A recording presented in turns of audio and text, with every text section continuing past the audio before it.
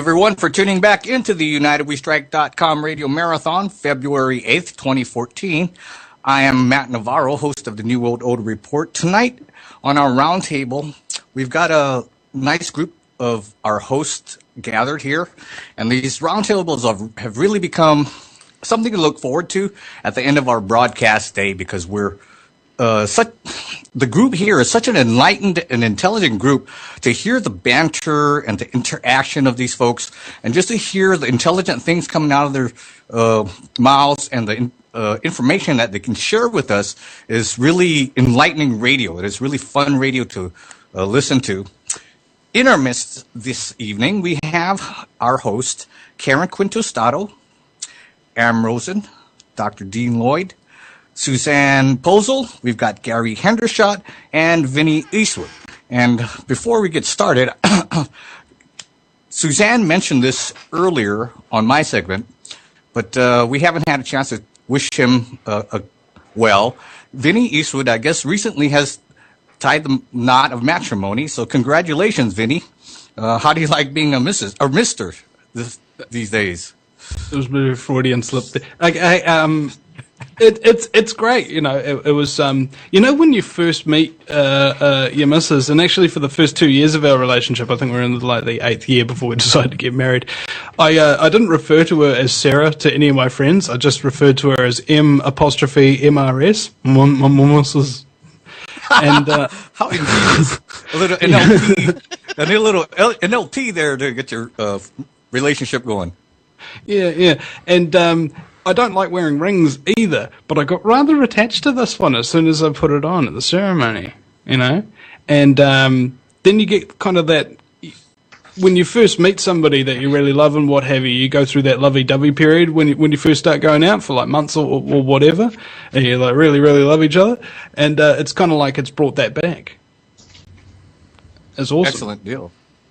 Well, you know, good luck on your new venture here. Vinny, are you telling me that if I take the wife out and marry her again after, let's see, we've been together for 38, going on 39 years now, I might be able to throw away those little blue pills? You may be able to, but there's got to be a crowd watching. I mean, what? the ceremony, not the consummation. Okay, because I'll tell you, if a crowd happened to catch me and my wife, they'd throw a blanket over us. What, like a white blanket? Like, yep, they did. Probably. Or they might stand and cheer. Go, boy! Go for it! You can do it! You can do it! It's that time of life, right? All right, I think we better slow down on the adult beverages, guys. Thanks, Vinny, for joining us this evening. United, okay. We lose. Too bad we didn't get Dinah back on with us. She got cut off earlier because of a technical glitch. I was hoping that she would join us and be a part of this roundtable like she usually is. But we apologize for the glitch, Dinah. We'll enjoy seeing you next month. But we were talking during the break about this phenomenon called global warming. I've got 10 inches of it outside my house right now.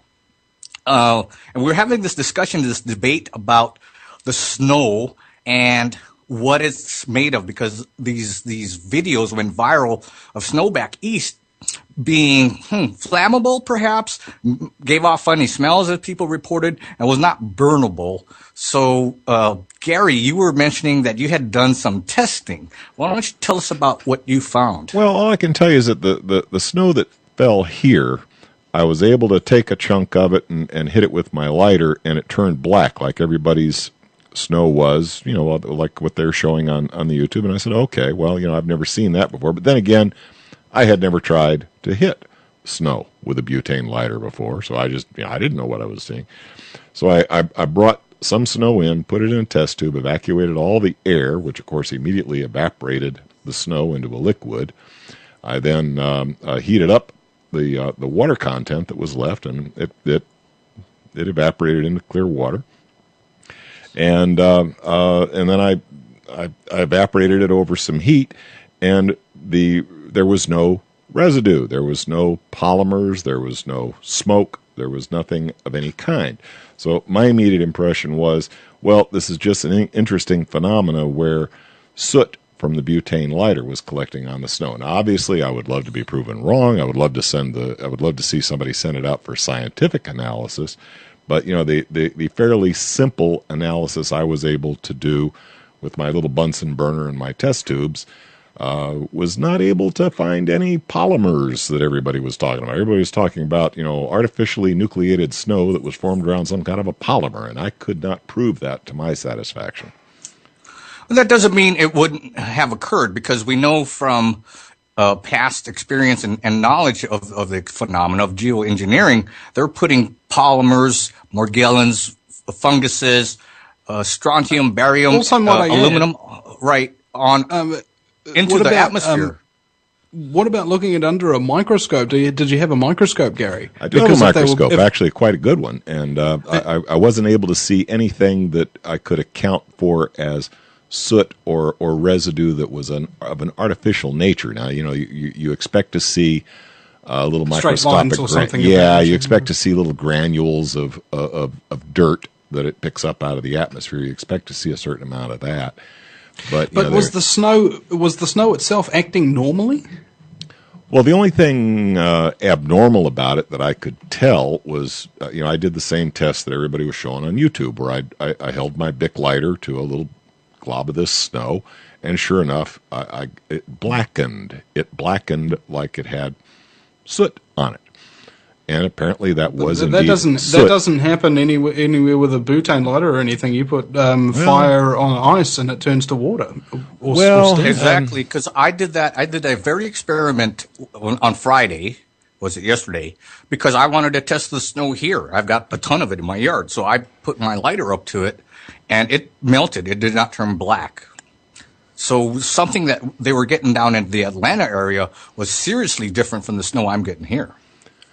It could be. Like I say, my test was certainly not scientific. I don't have a spectrometer here, so I couldn't measure exactly what was if I may. So what I was looking for was visible signs of some sort of a melted polymer, and I couldn't find it.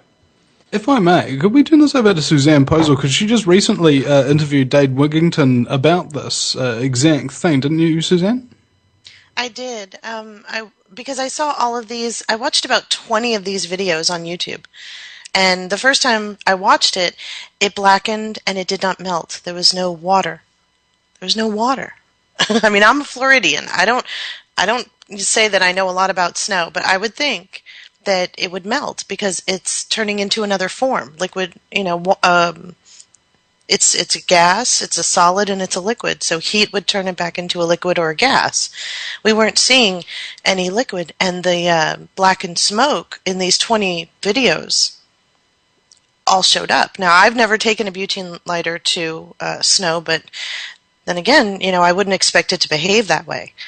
When I asked Dane Wigington about it, he was talking about some of the patents for geoengineering call for polymer fibers, and that would account for the strange plastic smell that people were, complaining about when they were burning it. I have seen some, and it makes sense. It makes sense because I don't know the logistics of what I'm talking about. So if I see something that makes sense, it makes sense. And some people were explaining that it was a byproduct of the butane onto the ball of snow that was causing it to blacken. So without having any knowledge of butane or snow or how it combines or what's going on, that explanation would sound logical. Has anybody had this particular type of alleged artificial snow and just left it to melt on its own, like in a warm room or something like that? Because I got the impression from the videos that even when a lighter was attached to it, it really wasn't kind of melting and no water was coming out of it. It did melt to water in my test tube. It did melt to water in my test tube under. Oh yeah, but we're talking about different areas, and a number of different areas have experienced this phenomenon, and a number haven't. Which we're in Oregon. And I wanted to. We had some kind of strange-looking. It looked like styrofoam, little teeny snow balls, but they melted all right. But they looked strange. It didn't really look like snow, and it took a long time for it to melt too. It seemed to take an extraordinarily long time. after everything else was warmed up. Just a couple of pockets just hung in there. But aside from that, we didn't really notice anything else. Well, as long as we're cataloging some of the collective screw-ups of short-sighted expedient compromise, there's there's a biological constant. No organism can survive in an environment of its own waste. Right now, all the plastic we've been dumping into the waterways, ocean and local tributaries, is being broken down. It's being consumed by microorganisms, which are accelerating the release of the basic chemicals in the plastic, and at the same time it's going up the food chain. That means the stuff that we're going to consume is consuming plastic, and it's, of course, you'd like to think you can eliminate this from the body. It's certainly not healthy, and it can derail the health. But once this stuff gets stuck in the system, we're polluting our own environment.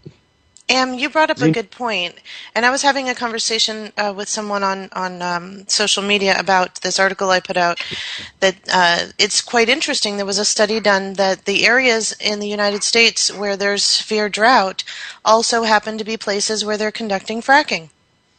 And this person was saying, well, no, precipitation has to do with water and in the atmosphere and all that.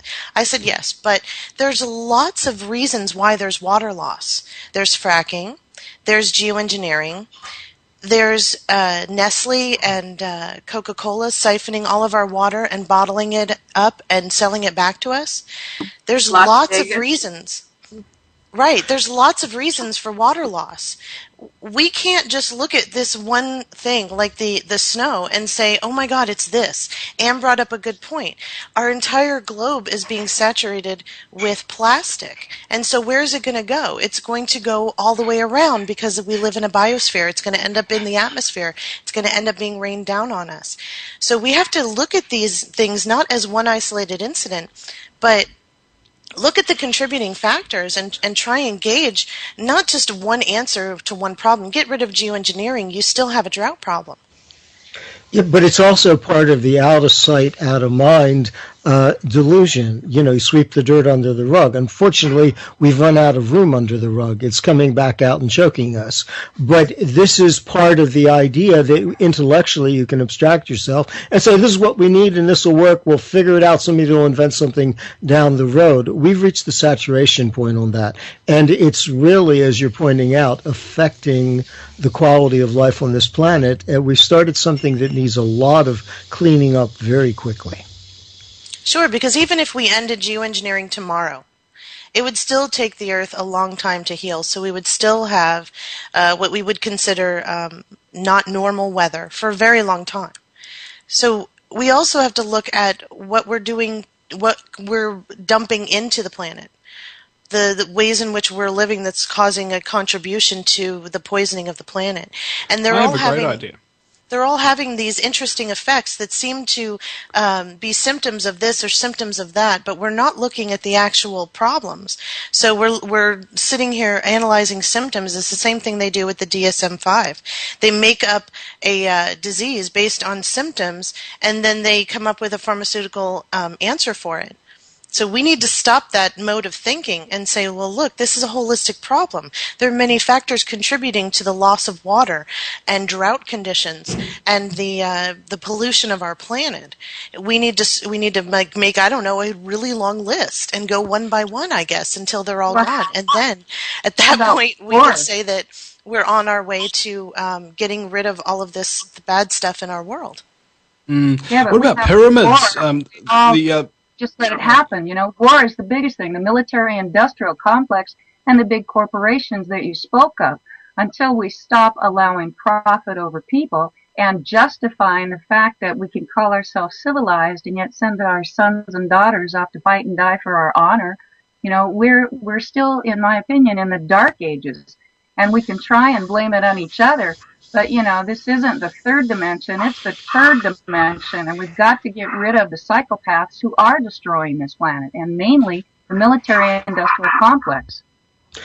Yeah, but what we'd love to do is create a website that's all about, talking about the psychopaths and exposing each of an individual ones they are, and we'd call it psi.co.nz, or psi.co.us, because it's psycho. You actually make a company devoted to that. Wouldn't it be great? Well, you can't trust psychopaths, but that's just a trade name. What do we need? If people spend more time in their rationalizations between what they think and feel than what's actually going on within and around them, they start to become neurotic. If that gets to such a degree that they can no longer function socially or biologically, we call it psychosis. Then we look at the temperament and the characteristics that are intersecting. But in other words, we have a derangement of the human psyche.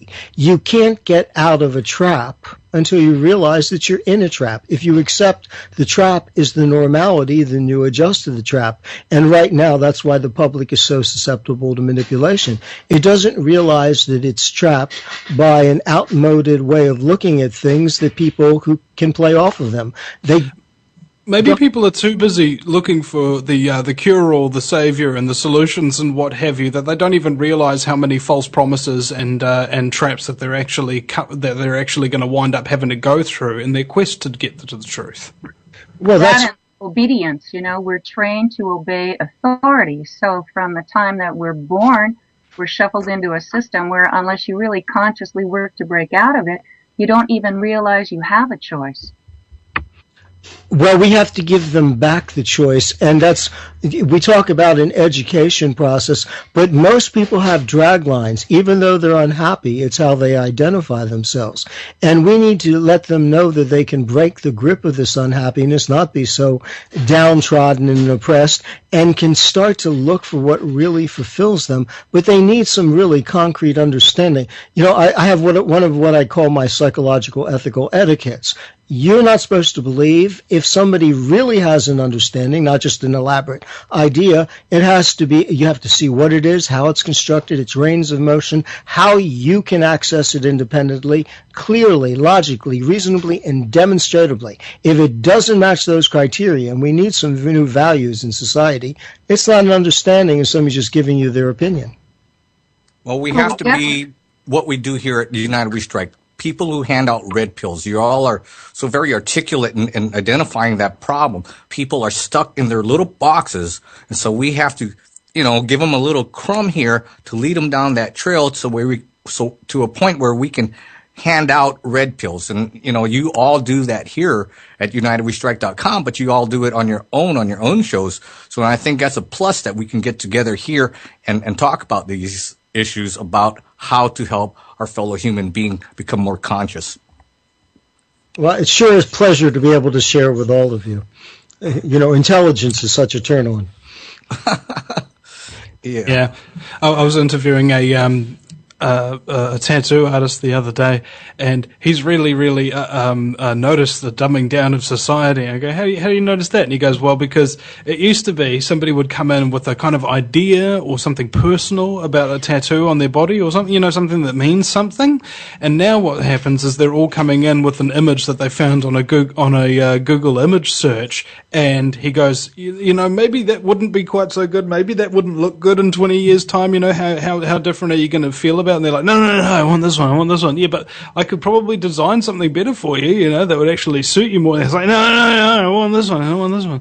Like, no creativity whatsoever. It's just been sapped out of society, and they've been walking around just plugging into their freaking smartphones. It's starting to happen everywhere, Hardly anybody pays any attention when anybody's right in front of your face. The only time anybody ever pays freaking attention to you is when you're sending them a gosh dang text message.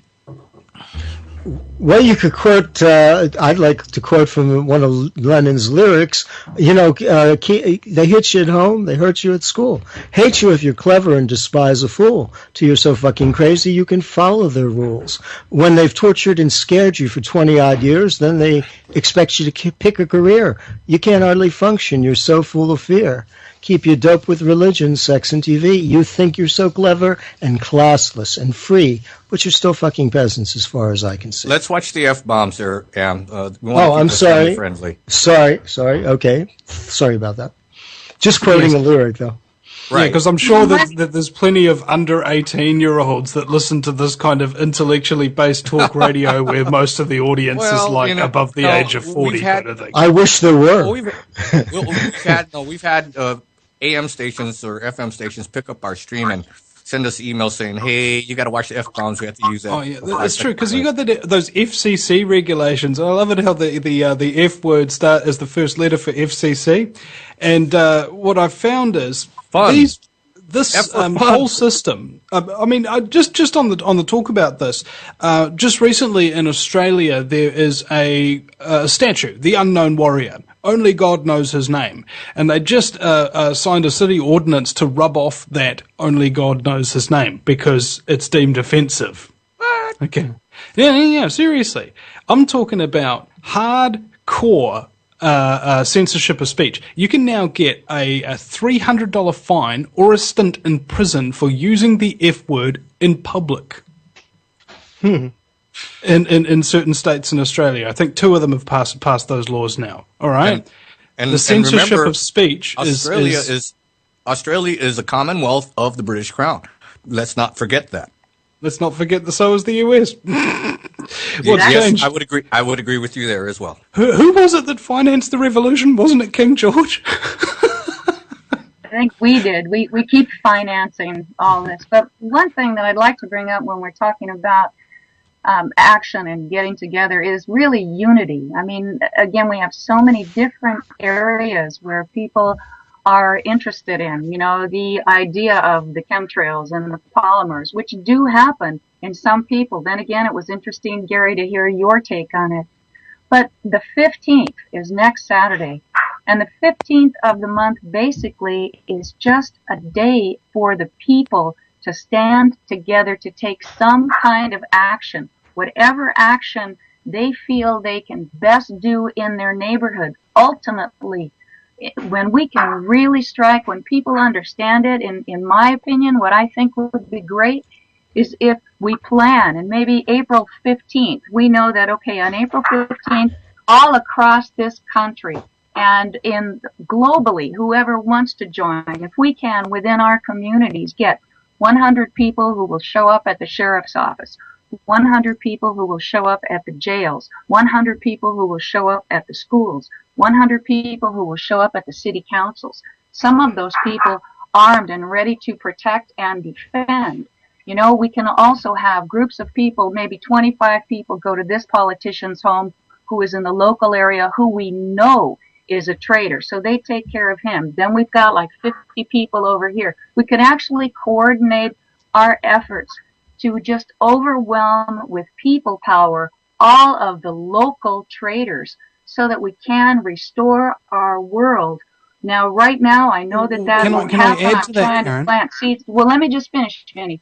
I'm just trying to plant seeds here, but regardless of what people do, when we take action on the 15th, if we can make this more and more a day for the people, whether or not we decide, no, we're not paying any credit cards beginning on the 15th because they're all in bed with the terrorists, with the bombs, with the wars. No, we're not going to do this. We need to use our collective numbers. And if we start thinking in terms of locally, using those greater numbers and not allowing things like this atrocity down here, the murder of Kelly. Now I'm forgetting his first name, but he was just beaten to death by 6 policemen. When those policemen should be in jail. If we have people all over going to the different sectors of our cities that need to be taken care of, then they can get rid of those police, put them in jail, release all the non-violent offenders, people who are in there for traffic violations and all this. We can get back to the simplicity of self-ownership, cooperation, and non-violence. In the meantime, until we can build, we need to promote, or it would be great if we could promote this as a People's Day, to stand shoulder to shoulder doing something to resist every day and seeing how many more people you can get next month. Because Suzanne, when you said earlier we're in the train and we're headed for the bridge and the track is blown out, that's exactly right. And until we can get that critical mass to get us out of the critical mess through unity, we're still talking around in circles and attaching ourselves to pieces of paper or metal or the Constitution, when I think we need to just start thinking in terms of the big picture, simplicity, good stewardship of our world, self-ownership, nonviolence, and cooperation. and be prepared to, take a leadership role and things like that, because infiltrators get sent in. There's always people who bicker and argue amongst themselves, and strong leadership listens to people when what they talk about is relevant, and ushers them to, just keep their mouths shut and just harden up and do what needs to be done. And the other occasions when it's just slacking off, people don't always keep in line. They don't need to be forced into doing what they need to be doing, and there's nothing wrong with a bit of persuasion, is there?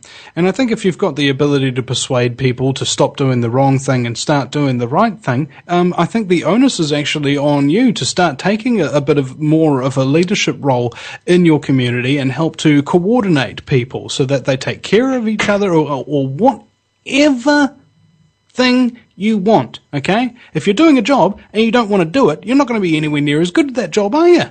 If you love doing radio, frickin' start doing it. There's nothing to stop you. There's plenty of microphones out there that are cheap, and little recording programs and websites. It's not that expensive. It's very easy to do as much radio as you want. And people are wondering when somebody's going to come along and help me. And I was wondering that myself years and years ago. And then I went to a party one time. These guys were doing green screening for a living, and they started their own business. And I go, wow, how can I get into the film industry? And they say, just do it. And that's what I started doing. I kind of listened to a whole bunch of American talk radio, and I just started doing it. Okay? And I love it, and it's awesome, and I get to talk to fantastic people like the ones in this very roundtable today. Not because I waited around for somebody to save me. I found my own way, and I think that's what we've all done and should do more of. The thing is, you've got to help other people to come with you as you're going up, because if you just forget about everybody that helped you to get where you are today, heaven help you. Indeed, leadership is a skill that we all have to demonstrate. What I keep telling people is, if you learned from programs like the UnitedWeStrike.com radio marathon, it is your moral obligation to help teach others.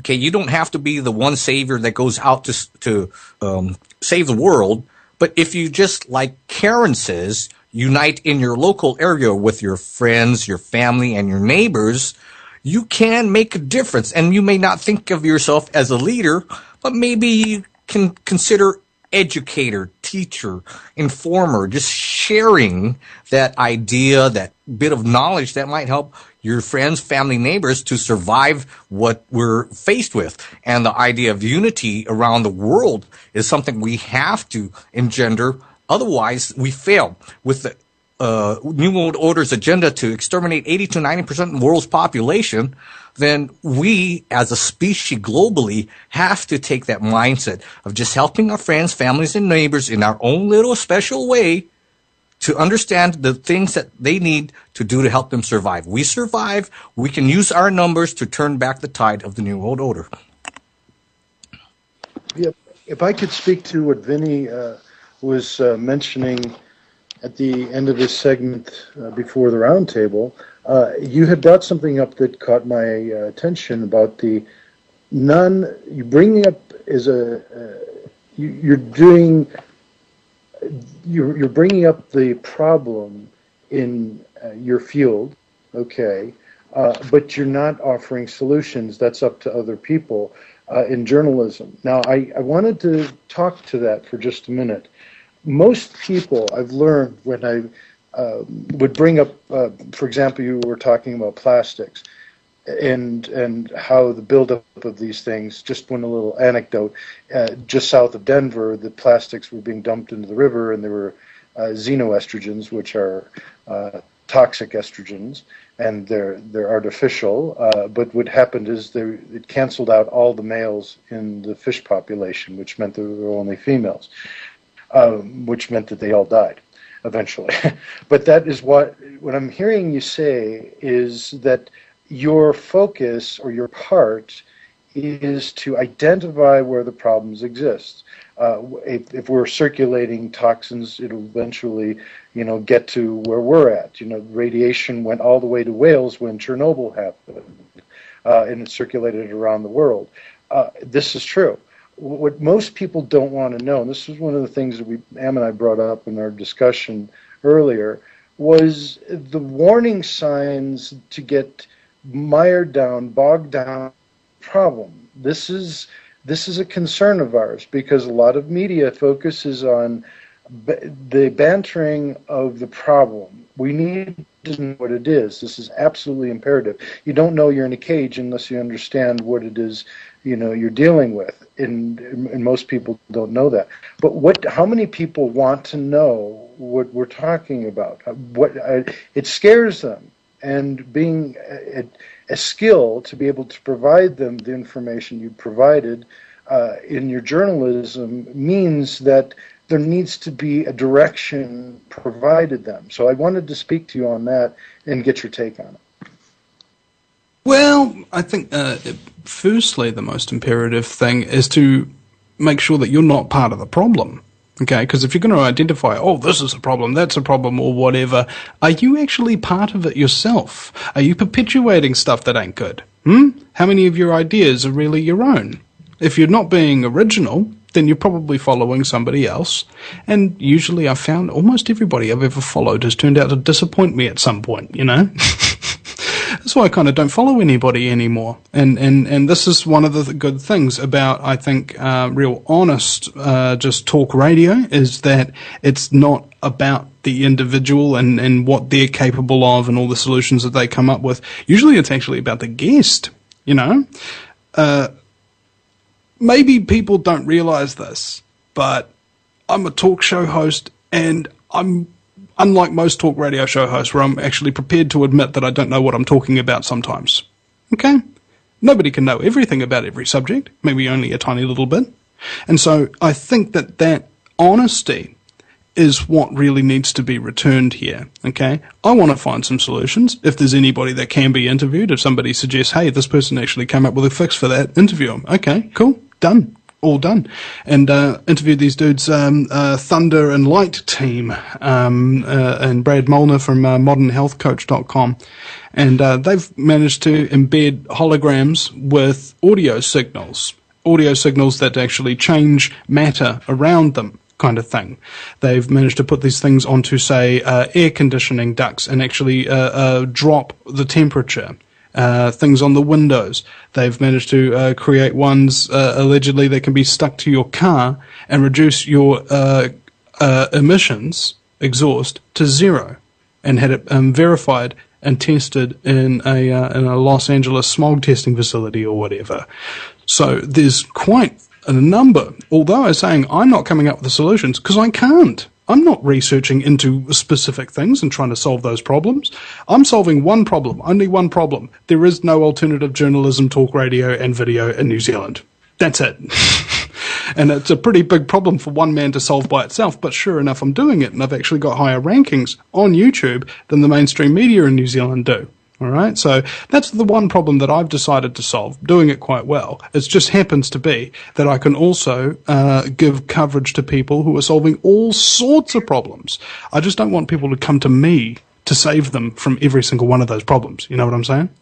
I think you're right in as much as we as talk show hosts can't know everything. I don't know everything. I know a little about a lot of things, but I'm no expert. But as talk show hosts, we are facilitators. We can bring on the experts that know a lot of answers and may suggest solutions, and then folks in the audience can decide whether or not that's something that they would like to employ in their lives. So you may not know everything, but at least you honestly try to present information that the public can take back so that they can learn and implement in their lives. So you may not be the solution, but you are part of the solution process. Well, that's true, but just because may I just make one point to clarify that, because we can tell you what a solution is, we can't implement it for you. You actually, the listener, have to implement it for yourself. We can tell you what the solutions are, but they won't become solutions unless you actually use them. We can, and what you do is extremely necessary and very useful, people need to be awoken to the problem. What Dean was pointing out is, but they also need someplace new to go. The reason it's hard for them to respond, all of us on this roundtable are very disciplined people. We've been through a lot. We've focused our energies. We've achieved enough to be able to move ahead in the world in our own steam and try to find our comfort level. But a lot of people are existing in fear. And when you ask them to consider these things, they're very dependent. They're willing, in deference to this fear, it's not a rational process, to trash themselves, to live a subpar existence, to be subservient, because it's not all the things we're saying. You think that's where the real fear is. But the fear is psychological, and in deference to that, if they become too smart, too strong, too capable, the fear that they have that they don't even understand or recognize becomes cued in. So they find a comfort level in being relegated, it's not a rational process, and being subservient. Here we are saying, yeah, these things are off and they're going to ruin your life. You know, another one of my psychological ethical etiquettes is if I won't expose you to anything that's going to cause a change that you have a dependency on, even if it's your own fear-driven anxiety, unless I can efficiently and accurately give you a way to handle it that'll bring you into a better space. Because most people don't want to look at it. They're busy running away. So yes, they need the idea, but they also need, as I said, this country was not just formed that we don't want to be under tyranny. It was formed with a thought of how we can facilitate a greater dynamic, social dynamic that's more fair. And what's the purpose of that? It's to nurture the individual so we can come together, not from a fear-driven subpar place, but as intelligent people because we want to be there and we can move in and out and see what we have to offer. And this is part of what we're facing in the changes that need to come down in society right now. Experience has taught many people many things, and I believe that our elders, and I consider all of you, you know, technically older than me. I'm only 29. All of you are kind of like de facto elders to me. You know, like the village elders and what have you have got stories to tell and stuff that they've seen that I haven't. I haven't had experience. And one thing that occurs to me that I think should really be passed on to other people is that as a talk radio show host, you're not actually out there in the thick of it. You're not visiting these people in their cells when they've been locked up 6 times or something of that nature. It's actually a part of the job to just sit there and listen to the pain that people have gone through and take it on board. And it's actually quite stressful and painful just to hear about all these problems and what have you. You know what I'm saying? Sometimes we need some time off. And I think I asked Jack Blood, he's a really good talk radio show host, about this. You know, how do you be in talk radio as you have for like 15, 20 years or so and not turn into some form of self-obsessed callous, unfeeling douchebag, as so many do. And he goes, well, number one, drink, because if I didn't drink, I would have gone nuts long ago. And number 2, take the money. No, seriously, if you're doing something really good for people, you're not actually doing something horrible, and somebody offers you money, just take it. All right. There's so many people who don't want to accept generosity, especially in the talk radio field, and as a result, they make things harder on themselves when other people are just trying to help them the way that you're trying to help other people. Vinny, better to have a bottle in front of me than a frontal lobotomy. I would be apprehensive of whoever might offer me a considerable amount of money for my talent as a talk show host, lest they compromise my journalistic ability. Maybe you're not in too much danger of that, man. You know. Yeah, well, well, thanks, but I would be. I mean, you look at the likes of like an Alex Jones, or I don't know who else you might look, perhaps a Joyce Riley. You know, they remain financially independent so that their message is not compromised. How's that for an example? Yeah, exactly. Well, then again, I think everybody's message is compromised to a degree, because they're all doing it from their own particular perspective, and not everybody's 100% correct on things 100% of the time. Let's say somebody's delivery is wrong, and you prefer a form over substance or something like that.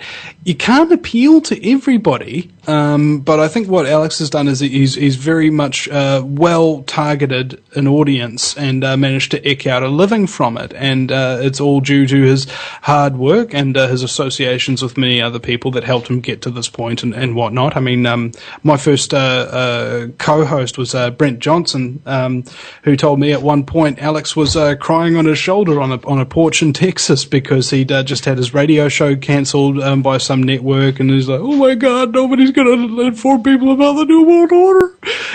And it's just, can you get the idea that you can't actually tell the truth in this country or any other without it costing you something? Well, that's one thing I wanted to ask this group about. Maybe it's time we start going around the table and focusing on what everyone's thought is. But, it's a theme that I've heard occur over and over today, even during my section of the show, is that truth has now become an antisocial exercise, and it has become something that is not legal anymore to tell the truth, where you can be put as a truth teller in jail, or in this case of Ed Snowden, have hit squads come after you. So my hats off to all of you with your own programs, trying to get the truth out to the audience, to the public, about what's really going on with the world. Because without people trying to tell the truth, was it Orwell that said, in a world of lies, the truth becomes a revolutionary act? Well, that's what we're doing. We're revolutionaries. And it was Dinah Everett Snyder who was pointing out that, she was pointing out that truth tellers are now being put, in jail.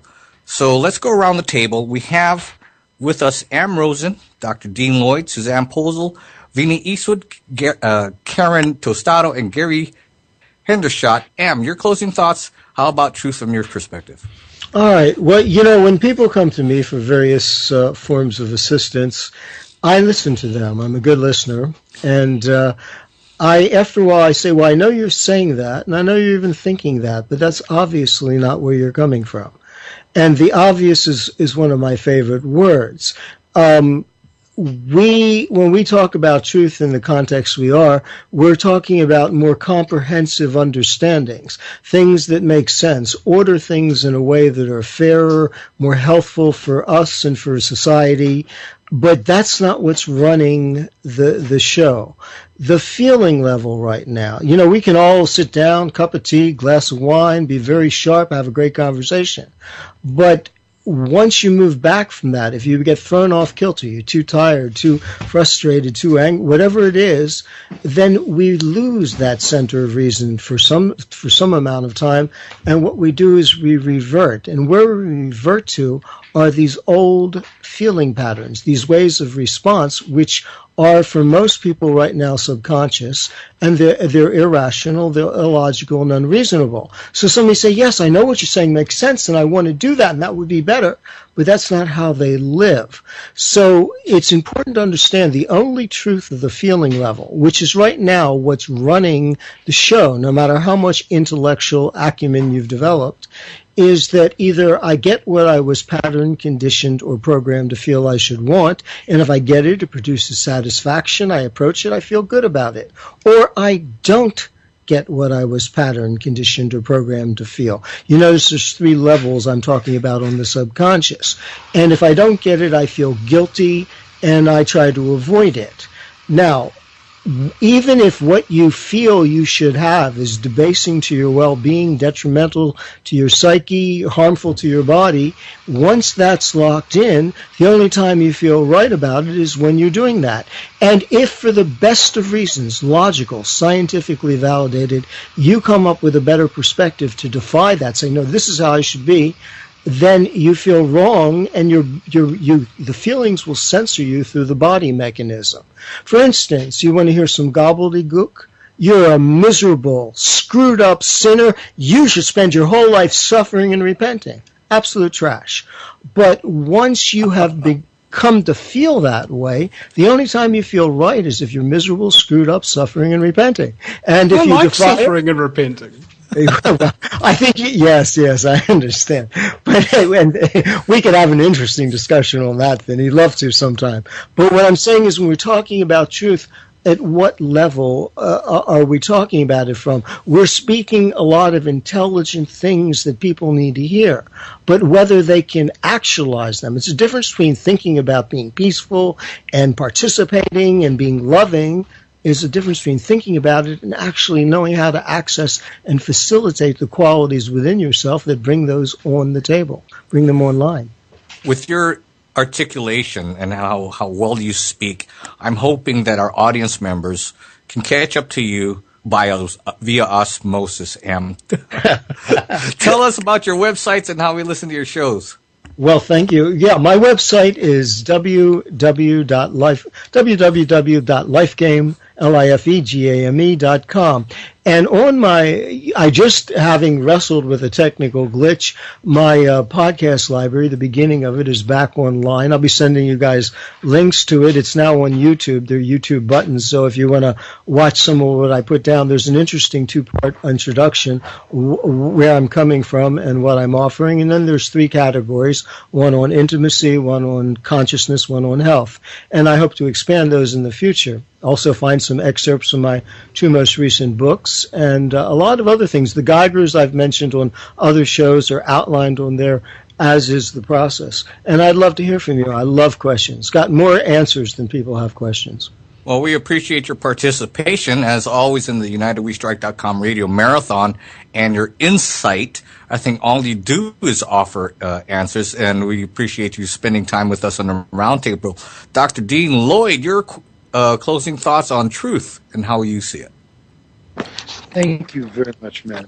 Just as a reiteration, this is part of why we did the radio show in the first place. The Evolving Species series, what we've done is unique. It's unlike anything out there. We have basically gone to any real useful discipline. Like, for example, we did a show on biological dentistry and the effect on hormones.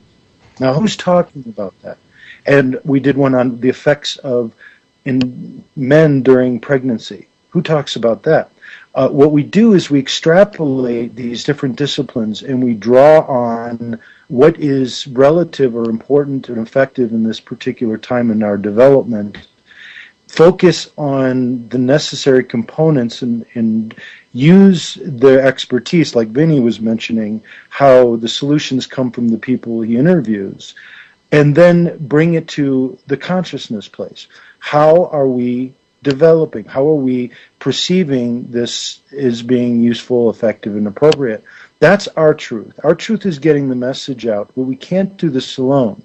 All these people with a variety of disciplines, it's funny, and Matt, I speak to this because it's such an interesting journey.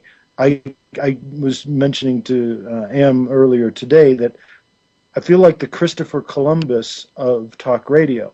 In other words, there's a lot of people out there talking, but what we are needing to do is be inclusive, to draw in the people that have insight.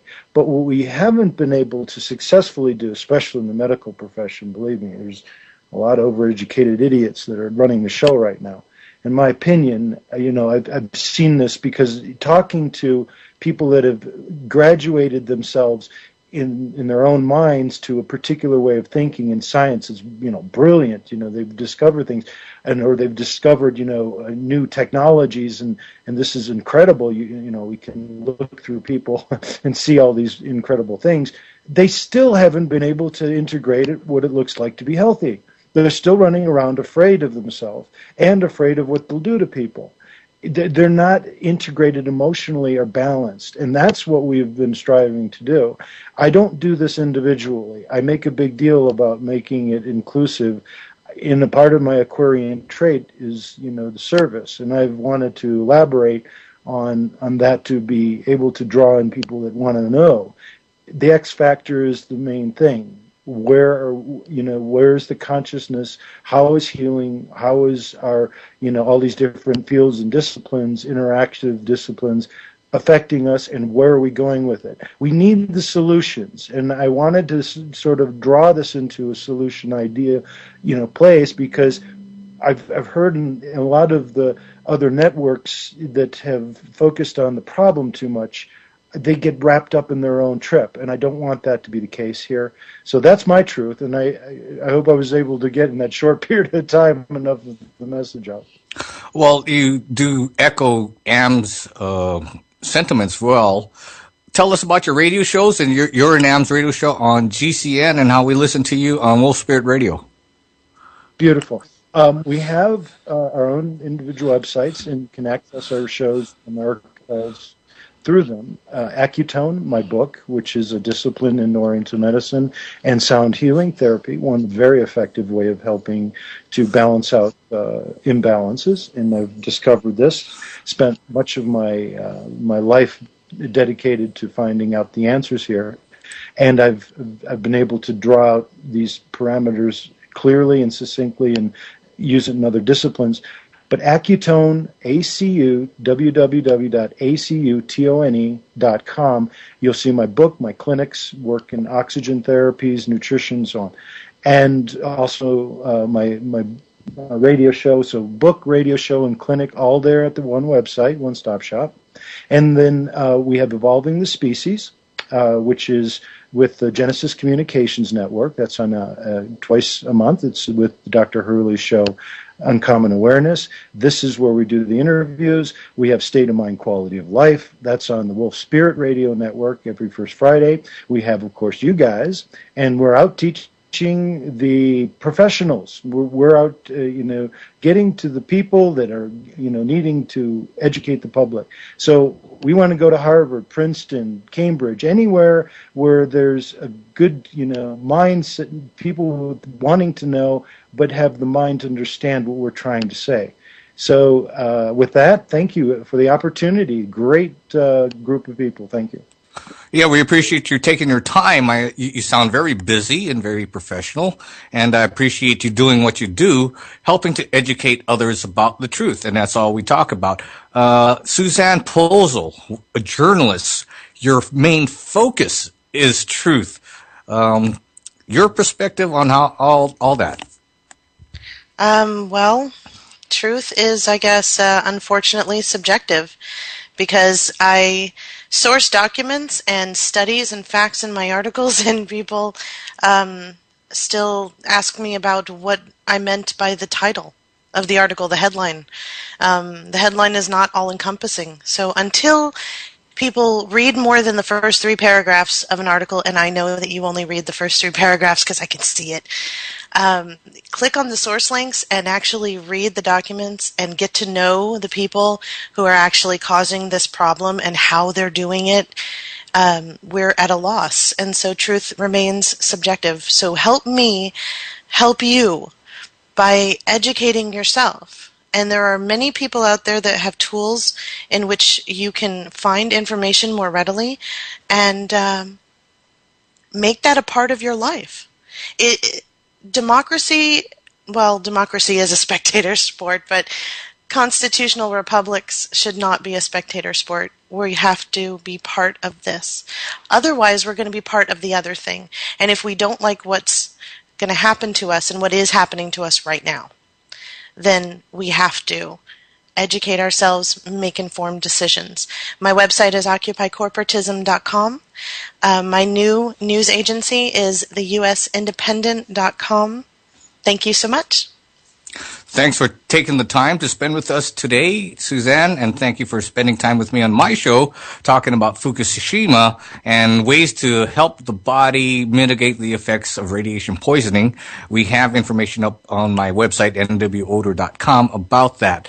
Now, your partner, the newly matrimony, Vinny Eastwood, talks a lot about truth as well. Vinny, your closing thoughts on it? Are you living the way you tell everyone else they should live? Yeah? You ever get that introspection moment? I'm full of crap. You know, it's as though we're living in some kind of brainwashed thing. You know, what is truth? Does truth really exist? I've got some people out here who actually don't think that truth really exists. They think it's all just perception. It's like, well, actually, there's kind of things that happen that are pretty obvious, and there's not really a whole bunch of mystical things to it. You know, don't get too wound up in the psychobabble and what have you. If you want to move a chair, don't go traveling 60 years or something like that and practice meditation as a yogi so that you can move the chair with your mind. Just get off your ass and move the frickin' chair, okay? People are getting too complicated about things. Simple frickin' solutions are usually the things that solve complicated problems. You ever heard of that? And when you're trying to talk about truth, you got to think about, well, there's many truths, you know? Everybody thinks, my truth's the only truth. And that's just really, really stupid. It's arrogant, okay? There's two great pieces of advice that I've been given. Number one, don't take yourself too seriously. Number two, don't take what others say about you personally. Emphasize a little bit of self-reliance.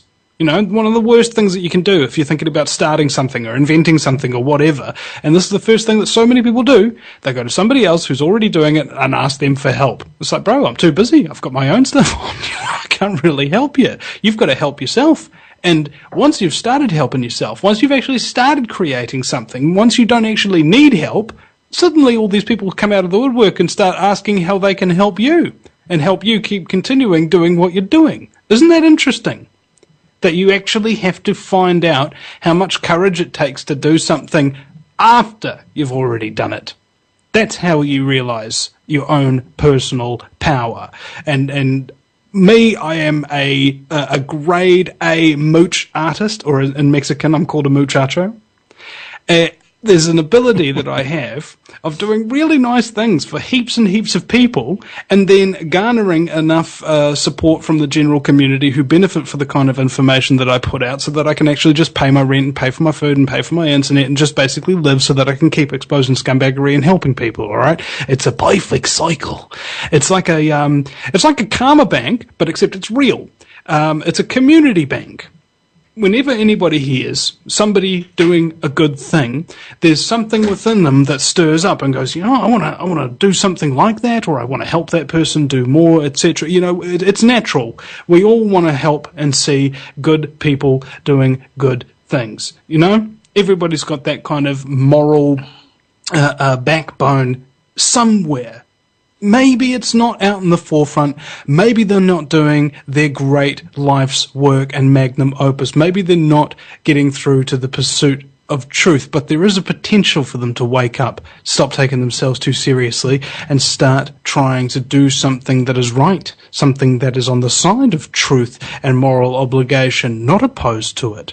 And lastly, I think one of the greatest things that I've discovered is absolutely necessary if you're going to be involved in the study of ruthless criminal sociopathic scumbaggery filth that are trying to take over the country and kill everybody and steal everything and basically destroy everything in the entire universe for all humanity and all eternity, is that you need to have a few laughs about it. You know, why not? It's just the end of the world.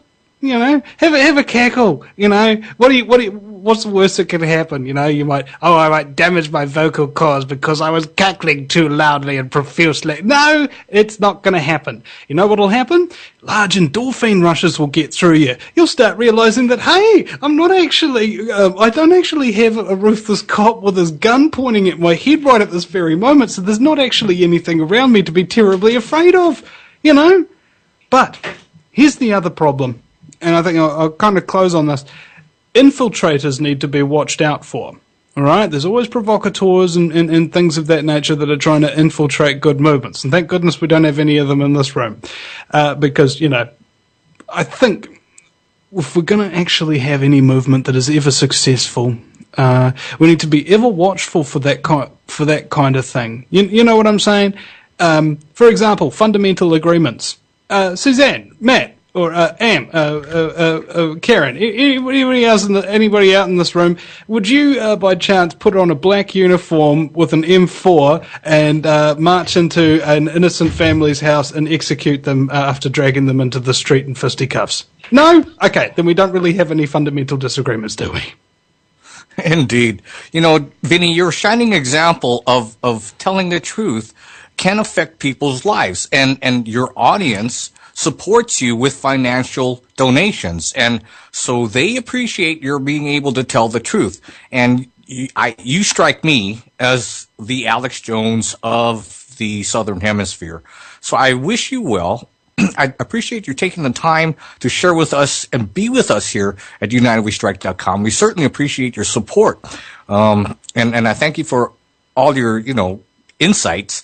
Keep doing what you do, because we need courage like yours in this movement to help people realize that they're trapped in this matrix, and then we can help give them information to get out of it. Let's hear about your websites and how we listen to your show. Yeah, I'm not really courageous. I'm just reckless. And my website is thevinnieeastwoodshow.com. That's Vinnie with a Y, because it's the most important question, and Eastwood isn't go ahead, make my news. And there's also realguerrillamedia.com, and contribute to the usindependent.com. And I also have a YouTube channel, Mr. News Guerrilla Media. And if you just search Vinnie Eastwood anywhere online and search for videos, it'll probably come up with my YouTube channel, which is going really kind of successfully. I'm wondering whether or not to actually put those terrible Google ads on, because at the moment, every single video and every interview that I've ever done is able to be downloaded and edited and uploaded on anybody else's channel. They can make documentaries out of interviews that I've done for all I care. It's all free. It's out there. I'm creating what I hope to be one day the world's largest free online archive of interviews from every single spectrum of thought that exists on this world. Brilliant. Karen Quintostado, without your voice, telling us the truth, or at least what you think is the truth for all these years. What is your closing thoughts on the subject? It's a very interesting subject indeed. I know that if you spoke to my late father, he would tell you the truth is, unless you're Catholic, you're going to hell. I know that if you speak to some of these people who blow themselves up in the middle of a marketplace by strapping a bomb on, believe that they're doing it for the right reason. To them, that's truth. It can be very subjective. One person's pain level is not the same as another's. One person's vision is not the same as another. So when I'm looking now for the truth, I am still I'm still open to expanding my version of it, but in my opinion, the truth is really in the now, and it's all around us. And not many of us want to face it. There's simplicity about it. We make our lives really complicated. We're overthinking things. The truth is we don't even understand the truth about our nature. What makes us? Why are we so easily led and misled? On the UnitedWeStrike.com consciousness page, on the videos, the consciousness page, there's a new video that my husband and I watched, and we were very much affected by it. It's called Inner Worlds, Outer Worlds. And they tell us that science has proven that the truth is there is no empty space. The truth is also underlying all religions. To me, the truth is reflected in the world around us every day. The truth is we are destroying ourselves. We are allowing ourselves to be misled. We are putting profit over people. We are being stolen from by the governments who supposedly are there to serve us, which is happening, but it is as the first course for their greed. We go to bed every night with blood on our hands because they use our money to pay for the atrocities that we do not condone. There's always more than enough money for the military-industrial complex, yet none to keep people in their homes. Our world, the truth of our world is we would rather throw people out on the streets and let property go to hell instead of allowing people to live there, because we have put profit over people and we have been steered out of our moral compass. So to me, also, the truth can be very simple. What is it that we really need? Clean air, clean water, healthy food, self-sufficient neighborhoods, and love. We have to love ourselves enough to understand that divine breath, again, is equally distributed throughout all of creation, and it is in us. I love the saying, Namaste. The God in me honors the God in you. That, to me, is the truth. And when more of us understand that also the truth is our planet needs good stewards. That has nothing to do with money. That has to do with pride in the job that you bring to the table creatively to help in an area where you are called. So many of us have jobs now that are absolutely not only counterproductive but destructive. Wall Street, anything with profit above people is immoral. War is immoral. The truth is, though, we are so busy living our lives that we don't stop when these mass gassings occur, or we allow ourselves to be misled. We let the Nobel Peace Prize winner condemn 50 innocent people by an accusation by giving them the finger, and a drone goes out there. And then we give a Medal of Honor to the young person who's brainwashed enough to sit in the office and press that button. So the truth is, until we are willing to face our own darkness, we're not going to be able to actually even think about the truth, which again, if you break it down, the truth is we are here in a three-dimensional world. I hear about fourth and fifth dimensions. I haven't seen them. I haven't seen any of the things that have been predicted, although we're definitely headed toward that bridge. Suzanne, I love that analogy. That bridge, we're full speed, and that bridge is out over that huge canyon. We are not acknowledging that. We're not looking in the mirrors. We're not looking at our children. The truth is we're easily misled and brainwashed, and I really want to encourage people, go to the consciousness videos, watch Inner Worlds, Outer Worlds. It's in 4 parts. Begin to think outside the box, because also the real truth is we are only here for a little amount of time, and unless you can really become the hero of your own life and understand we don't need money, we need to love ourselves enough to forgive ourselves for being here and to begin to work together to clean up this world before it is down that chasm. And to me, Matt, that is the truth.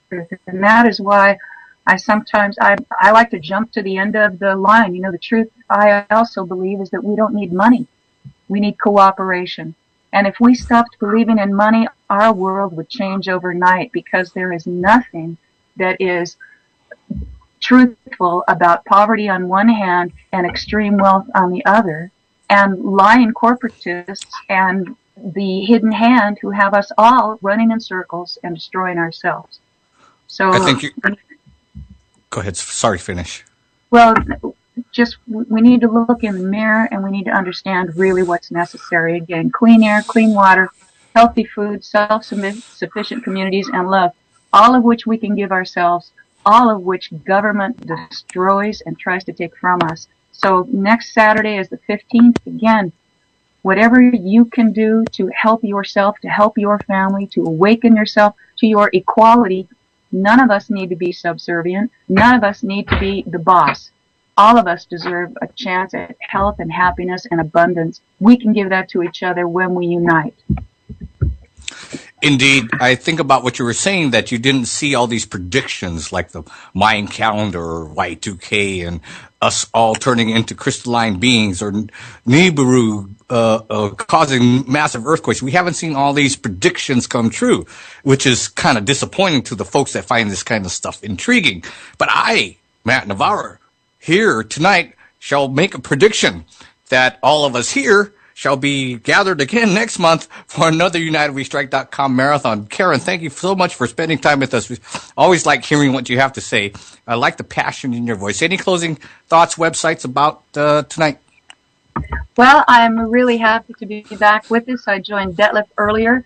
I have to keep up my blog, and great work, Matt and Gary, part of the production team, and everyone here. I'm so proud of everyone and happy that this is continuing, and that's the truth. Indeed, Gary, now you live in the den of non-truth. You know, I would be so creeped out just by being in the aura of this evil here in your neck of the woods, Washington, D.C. How do you continue to spew what you consider truth, or what you think of truth, and how do you deal with that invasion of static that comes from the DC area.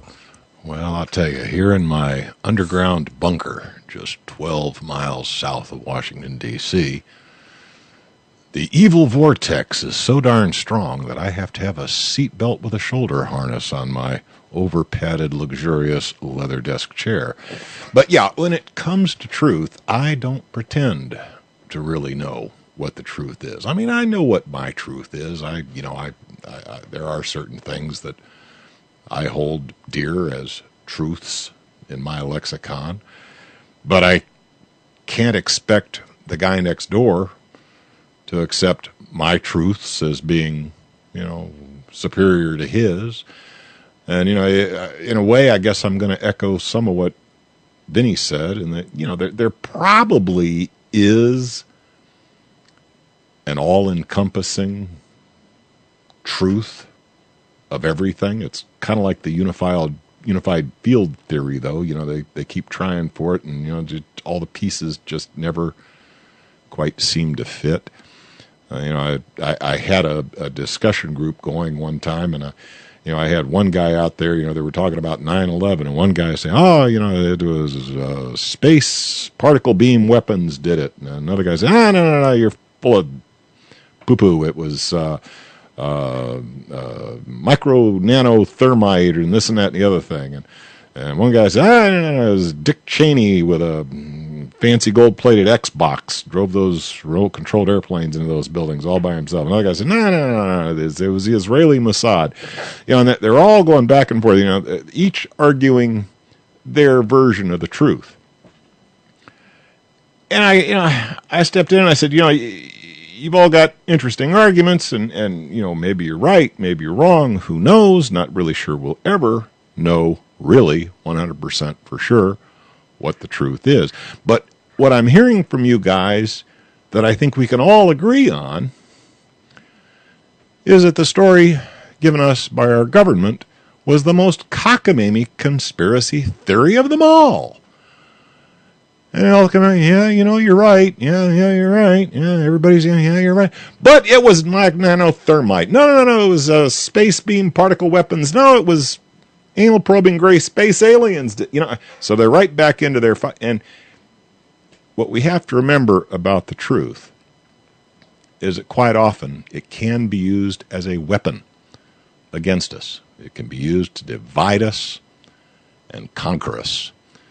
And sometimes it's not a bad idea to listen to the other guy's truth and say, you got a good argument there, but boil it down to the common denominator. What is the common element that we can all agree to, and focus on that, because that's a unifying field theory, if you will, that comes closer to that all-encompassing truth. Worry about the minutia, worry about the little details later. Get with it. Get it down to brass tacks. Yeah, there is a common truth that we can all learn. Now, we may disagree on the details, but, if you boil it down, there's usually some element of truth in everyone's argument, that even if you disagree with them on the gory details, you can nod your head and say, yep, on that point, we are in agreement. That is the real truth that we can all kind of get behind. And instead of being divided over our differences of opinion, would help unite us in our common goal. Well said, Gary. Truth imposed on us can be balkanizing, right? And it can be used as a way to leverage us apart. So I indeed agree with you that if we can find some common ground within our own truths, that would be progress. So any closing thoughts about let's get your websites and your radio show? Do you still do your radio show, Gary? My name is Gary Hendershot, and on the internet I am pretty well known as Smart Scarecrow. I've got a YouTube channel that is Smart Scarecrow. I do a Monday broadcast on the Rents Radio Network as part of the Wide Awake News lineup. I do the Monday evening from 8 o'clock p.m. Eastern Time. I do an hour for them. And on Thursdays, I do a vanity-published alternative energy show that's both audio and video. That's published on my own smartscarecrow.com website. And that's really about it for me. Well, we appreciate you taking your time to produce for us, Gary.